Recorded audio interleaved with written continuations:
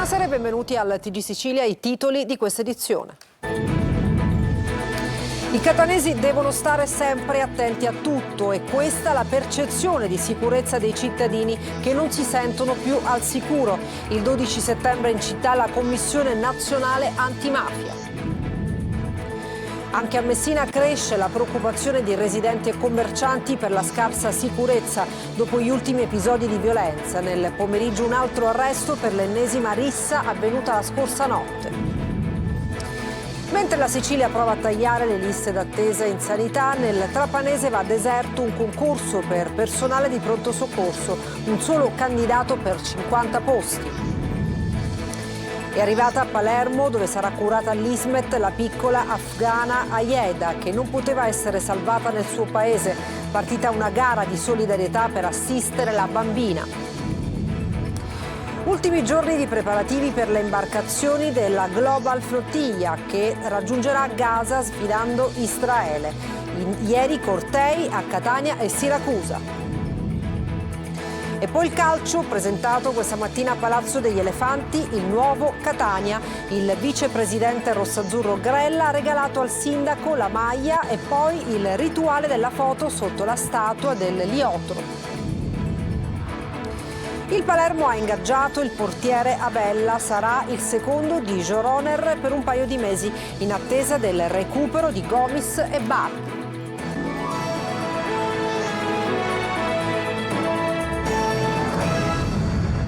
Bentrovati al TG Sicilia. Cittadini catanesi insicuri nella loro città. La percezione della gente non rispecchia quanto dichiarato da sindaco e prefetto. Intanto il 12 settembre è attesa la visita della Commissione Antimafia Nazionale. Roberta Lunghi. Il 12 settembre la Commissione parlamentare antimafia sarà a Catania, con il plauso di molte forze politiche che colgono in questo un segnale di attenzione per la città etnea da parte del governo. I recenti fatti di cronaca, dalle sparatorie notturne, interpretate anche da parte del procuratore Curcio come segnali di demarcazione dei gruppi criminali, fino al cruento omicidio in un parcheggio di Corso Sicilia, hanno messo in luce il tema sicurezza. Il prefetto Signoriello e il sindaco Trantino hanno rispettivamente parlato di Catania città sicura e di un quadro attuale che non ricorda scenari passati. Ma i cittadini si sentono sicuri nella loro città? Non tanto. Perché? Secondo me la sicurezza va migliorata a Catania con un controllo del territorio. Non tanto. Perché, signora? Si sentono troppe cose brutte. A volte sì, a volte no, magari dipende anche molto dalla zona in cui mi trovo. Ma in cosa si concretizza in particolare la preoccupazione dei catanesi? Sono i posteggiatori abusivi che possono essere un po' violenti. Più sicurezza, monopattini che sprecciano anche sul marciapiede, bici che ti arrivano, bici elettriche addosso, non ce n'è sicurezza. Devi stare attenta alla borsa, devi stare attenta ai posteggiatori, devi stare attenta a tante cose, devi essere sveglia. Catanese sveglio. E poi c'è chi a Catania si è trasferito da poco e guarda con un filo di preoccupazione alla gestione di fatti gravi come le recenti sparatorie notturne. Sì, perché se non vengono prese un po' in tempo poi vanno a aumentare di gravità e poi la gente pensa che possano fare tutto quello che vogliono senza filtri. E a Messina la preoccupazione di residenti e commercianti di Piazza del Popolo per la sicurezza dopo gli ultimi episodi di violenza. Nel pomeriggio un altro arresto per l'ennesima rissa della nottata. Ce ne parla Francesco Triolo. Neanche il tempo di denunciare il clima di pericolo e la preoccupazione per la sicurezza a Piazza del Popolo a Messina, che ecco nella notte l'ennesima rissa, l'ennesima aggressione. Un 25enne tunisino, secondo quanto appurato dagli agenti delle volanti, ha aggredito il titolare di un'attività commerciale e la moglie con una bottiglia di vetro rotta. L'uomo, in evidente stato di ebbrezza, prima si era presentato presso l'attività iniziando ad importunare gli avventori e successivamente minacciando la stessa vittima oltre che la moglie, con la pretesa di voler consumare cibi e bevande senza corrispondere alcun pagamento. È nata una rissa che avrebbe coinvolto diverse persone. Con l'arrivo degli agenti delle volanti il tunisino è scappato ed è scattata un'autentica caccia all'uomo. Rintracciato poco dopo, il 25enne è stato fermato con l'accusa di tentata estorsione aggravata e deferito in stato di libertà per il reato di plurime lesioni personali aggravate. L'ultima aggressione in quella piazza risale allo scorso 25 agosto, culminata con un tentato omicidio e l'arresto di 2 persone, episodi che hanno riacceso i riflettori sulle condizioni di sicurezza di quello spazio pedonale recentemente rinnovato in pieno centro e frequentato da tanti extracomunitari e vagabondi, in particolar modo la sera, che bivaccano lì e approfittano dei localini che vendono alcolici a basso costo. Commercianti e residenti, supportati dalla municipalità, hanno deciso di costituire un comitato spontaneo per dare voce al territorio e monitorare gli episodi di violenza per cercare di prevenirli. Una situazione arrivata anche in Consiglio Comunale con la proposta di vietare la vendita di bottiglie di vetro, ma soprattutto un presidio fisso di forze dell'ordine. La Sicilia prova a tagliare le liste d'attesa in sanità e lancia anche concorsi per infermieri e medici, ma intanto nel Trapanese va deserto un concorso per personale di pronto soccorso, un solo candidato per 50 posti. Maglio Viola. Niente medici, pochi infermieri e strutture sanitarie che senza personale non ce la fanno. È una sanità in difficoltà, in affanno quella siciliana, e molto dipende proprio dalla carenza di personale. Nonostante i bandi di concorso, l'ASP di Trapani non riesce a coprire i posti di medico d'emergenza e di pronto soccorso. Un solo candidato ha risposto alla selezione per 50 medici. In passato il bando da 191 posti nella sanità trapanese aveva permesso di reclutare soltanto 10 operatori sanitari. Trapani è soltanto la punta di iceberg. A fronte di difficoltà per reperire personale ordinario, la sanità va verso l'apertura di case di comunità e ospedali di comunità previsti dalla riforma voluta con il PNRR. Entro marzo del prossimo anno ci sono da reclutare fra gli 800 e i 1600 nuovi infermieri, ma mancano le qualifiche richieste dalla riforma. Ora il Dipartimento regionale delle attività sanitarie ha scritto ai manager invitandoli a bandire i concorsi. 744 i posti da mettere a selezione, ma serve personale che disponga della nuova qualifica di infermiere di famiglia. In Sicilia le università non hanno avviato i master dedicati agli infermieri laureati con diploma triennale. L'unico corso avviato è quello del CEFPAS, ma non è di livello master. Per la regione è sufficiente, ma il titolo master è comunque prioritario ed è probabile che i concorsi li vincano i formati altrove in Italia, con l'alto rischio di successive richieste di mobilità e posti che restano scoperti in Sicilia nel medio termine. In questo clima di lavori in corso, la Sicilia si ritrova ad essere indietro nella classifica di erogazioni dei LEA, i livelli essenziali di assistenza. In Italia siamo penultimi e nel 2023 la situazione è peggiorata rispetto al 2022. La regione cerca adesso di correre ai ripari con un'altra circolare che obbliga i manager a istituire corsie preferenziali per esami clinici e diagnostici urgenti, un modo per tagliare le liste d'attesa e rispettare finalmente una legge troppo spesso ignorata. Un turista palermitano, Alessandro Marrone, di 57 anni, è morto in Nepal per le complicanze dovute al virus H1N1 che provoca la malattia respiratoria nota come febbre suina. Marrone faceva parte di un gruppo di 16 viaggiatori di diverse città. Dopo essere atterrati in aereo, 10 dei viaggiatori si sono sentiti male e 7 sono stati ricoverati e poi dimessi a punto per aver contratto l'influenza suina.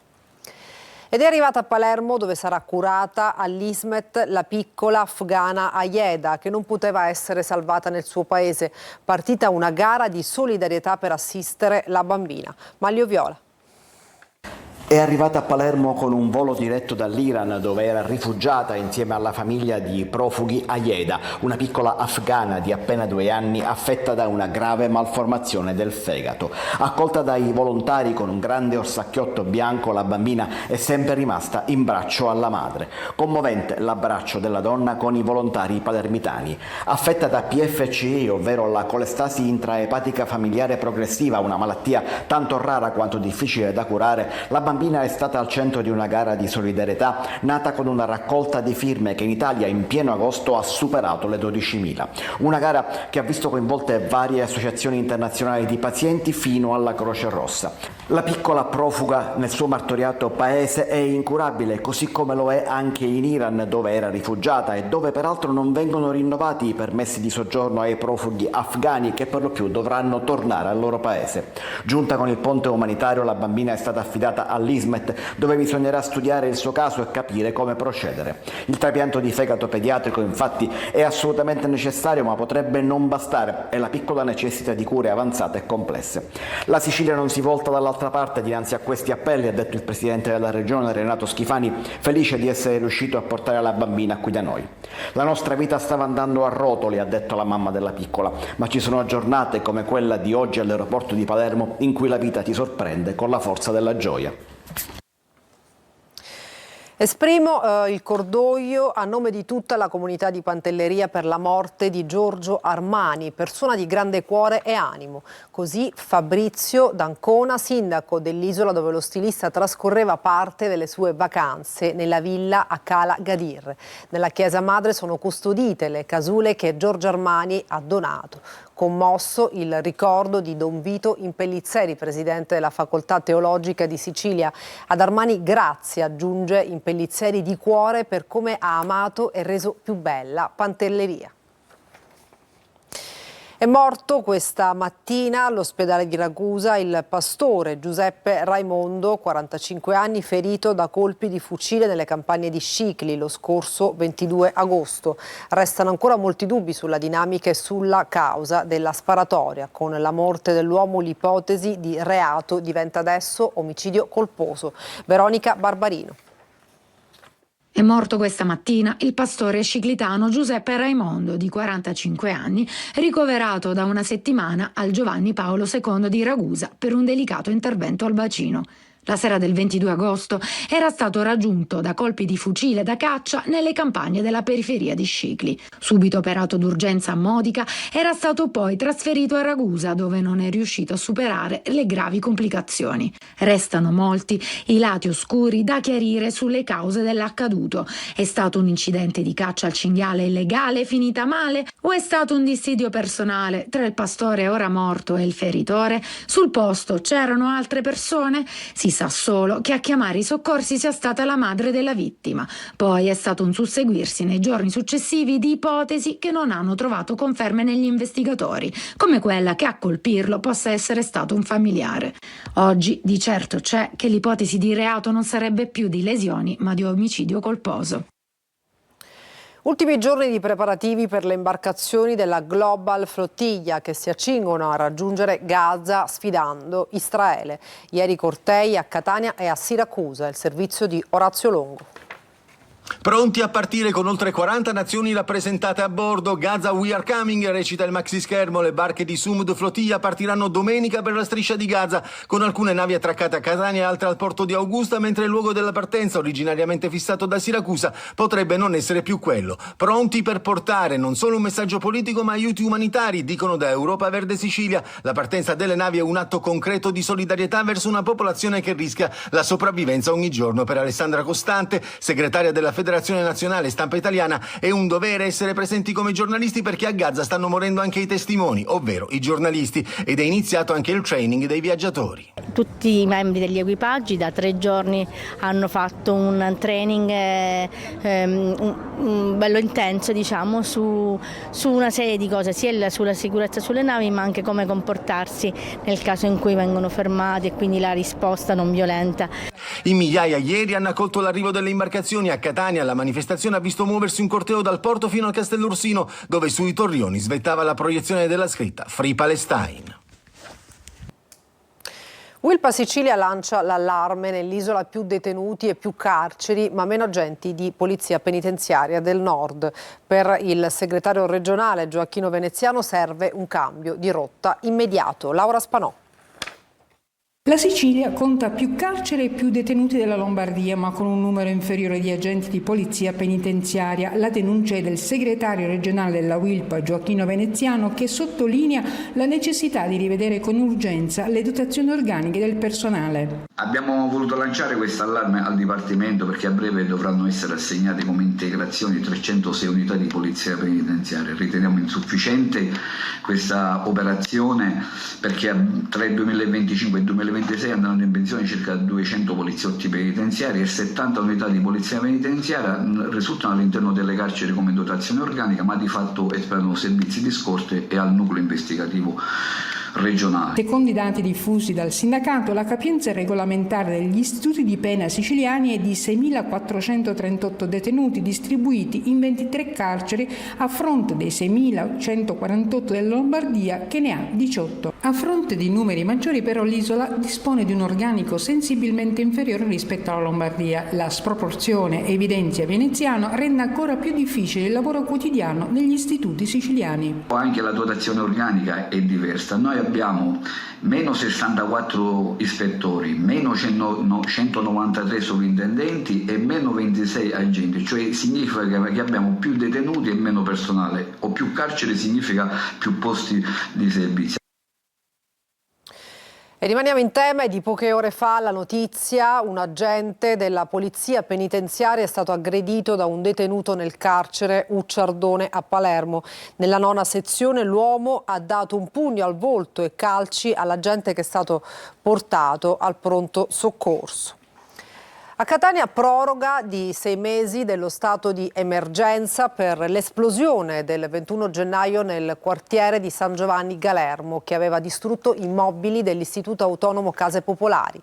È quanto deciso dal governo Schifani nel corso della riunione di giunta di oggi. Con la delibera la Regione prevede fondi per 144.000 euro per lavori di ristrutturazione e per i traslochi, che si aggiungono ai 510.000 euro finora stanziati. Cambiamo argomento. Segesta torna a svelare i suoi segreti. Riemerge l'aula del Tribunale medievale con la tribuna del giudice, un complesso sistema di canalizzazione. Davide Sarto. Segesta torna a raccontare la sua storia millenaria. Dalle viscere del sito archeologico riemerge un tassello prezioso della città medievale. Gli scavi della Scuola Normale Superiore di Pisa hanno riportato alla luce quella che sembra l'antica aula del tribunale, con la tribuna del giudice e le sedute in intonaco che piano piano riaffiorano. E tutto seguendo un filo conduttore affascinante, quello dell'acqua, con canalette, grondaie, vasche e perfino un sistema di canali sotterranei che conducevano fino al gymnasium. Questo è l'inizio di un lavoro che spero possa svelare ancora di più, ancora meglio, la grande porzione pubblica della città di Segesta, che ha vissuto con splendori incredibili queste architetture. L'area si prepara ora ad accogliere il pubblico con visite guidate dentro lo scavo, una vera macchina del tempo capace di riportare i visitatori indietro nei secoli. Ronaldo, il fenomeno a Savoca, una visita a sorpresa, quella dell'ex campione che in vacanza a Taormina ha deciso all'ultimo momento e senza alcun preavviso di andare a visitare il paese nel quale fu girato uno dei film più iconici, Il Padrino. Così è arrivato intorno alle 13, ha voluto vedere di persona l'interno del famoso bar Vitelli e poi si è fermato con diversi fan che lo hanno atteso fuori. Ma Ronaldo non era l'unico VIP stamattina a Savoca. C'era anche l'attore Alessandro Siani, anche lui in vacanza a Taormina, che ha confidato al sindaco Massimo Stracuzzi. Appena saputo del tour di Ronaldo lo ha seguito per incontrarlo dal vivo. E adesso una pausa, tra poco un'ampia pagina dedicata al calcio, non mancate.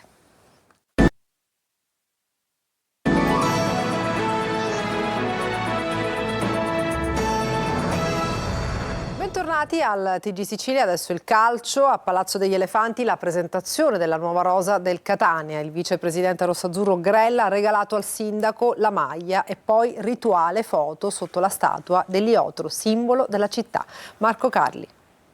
Un'immagine, un'istantanea che i tifosi sognano possa diventare storica. Preludio, confidano, di una stagione fruttuosa. Il Catania è capoclassifica sotto la statua dell'elefante, con il sindaco trantino sorridente che spoggia la maglia numero 1 e l'assessore allo sport Parisi, insieme ovviamente ai dirigenti e lo staff, con in testa il vicepresidente Grella e il tecnico toscano. È stata presentata nel Salone Bellini la squadra della stagione 2025-2026. Applausi, strette di mano con il primo cittadino per ogni giocatore, a partire dal capitano di Tacchio, che sarà presto fra i convocati. Il sindaco intanto ribadisce una speranza. Mi auguro che il 2026 sia veramente l'anno di rinascita. Da un lato speriamo di aggiudicarci la capitale della cultura, dall'altro speriamo che il governo ci designi per il riconoscimento del patrimonio UNESCO per la festa di Sant'Agata, ma dall'altro nell'80° anniversario della fondazione del Calcio Catania 1946 speriamo tanto che si realizzi l'obiettivo che ci farà essere migliori, perché questa città ha bisogno anche di una narrazione più stimolante. Con il primo cittadino al tavolo della presentazione anche Grella, che dopo aver omaggiato Trantino della maglia rossa-azzurra parla del potenziale del gruppo. Questa città ha grande potenziale e 4 anni che parliamo di potenziale, è arrivato un momento di trasformare potenziale in fatti. In società l'aria è cambiata tanto, non c'è una persona che può vincere da solo. Questo club avrà successo se si continua su questo binario della collaborazione, e questa collaborazione è legata anche ai nostri rapporti con il comune. Palermo ingaggiato Avella, portiere svincolato che sarà il secondo di Joroner per un paio di mesi in attesa del recupero di Gomis e Bardi. Marco Gullà. Il Palermo ha scelto il portiere Michele Avella per rimpiazzare gli infortunati Alfredo Gomis e Francesco Bardi. Classe 2000, l'estremo difensore si è svincolato in estate dal Brescia. In precedenza ha vestito le maglie di Casertana, Ancona e Virtus Francavilla in Serie C. Avella ha già incontrato il Palermo d'avversario in 2 stagioni, quella 2020-2021 in Serie C, quando indossava la maglia dei Campani, e quella 2019-2020 di Serie D, quando difendeva i pali del Messina. L'estremo difensore ha svolto in queste ore le visite mediche a Torino, poi la firma con il club di Viale del Fante, un contratto fino al 2026. Il suo ingaggio si è reso necessario dopo gli sfortunati KO di Gomis e Bardi. A Palermo Michele Avella farà da secondo a Jes Joronen, che in rosanero ha esordito sabato scorso al Barbera contro il Frosinone. I siciliani hanno intanto ripreso ad allenarsi in vista del prossimo impegno di campionato, che sarà il 14 settembre a Bolzano contro il Südtirol. La sosta permetterà al tecnico Pippo Inzaghi di lavorare ancora sull'assetto della sua squadra in vista della ripresa. Calcio a 5, presentato ufficialmente la Meta Catania, squadra che ha vinto lo scudetto negli ultimi 2 campionati. Marco Carli. L'avvio ufficiale della nuova stagione, quella in cui la Meta Catania riparte nuovamente con lo scudetto sul petto. Vanto per lo sport catanese siciliano, la squadra di futsal è stata presentata in un noto lido catanese nell'evento intitolato Meta Day. Dopo aver conquistato il primo scudetto nella stagione 23-24, la Meta Catania ha confermato la propria supremazia, vincendo il secondo titolo di campione d'Italia l'anno scorso. Durante la serata è stato presentato ufficialmente il nuovo roster insieme ai dirigenti, allo staff tecnico e allo staff medico, di fronte a un caloroso pubblico che ha fatto intendere come la Meta, lo dimostrano le partite della stagione scorsa, nei momenti culminanti sia una realtà entrata nel cuore degli sportivi catanesi, non solo per i successi raggiunti, ma anche per la strada percorsa in questi anni. Presente alla serata le istituzioni politiche e sportive, il sindaco di Catania Enrico Trantino, l'assessore allo sport Sergio Parisi e il presidente del CONI Sicilia Enzo Falzone. Al presidente del club Enrico Musumeci il giusto onore di dare l'avvio alla stagione. Il sogno è quello di continuare a essere importanti e crescere ancora di più per il pubblico catanese, quindi mi auguro di avere un Pala Catania sempre pieno, e poi sotto l'aspetto dei risultati sportivi è chiaro che dopo 2 scudetti consecutivi tenderemo a denti stretti di tenerci, di rimanere campioni d'Italia e di fare qualche passo in avanti in Champions League. E adesso una pausa, tra poco con altri aggiornamenti.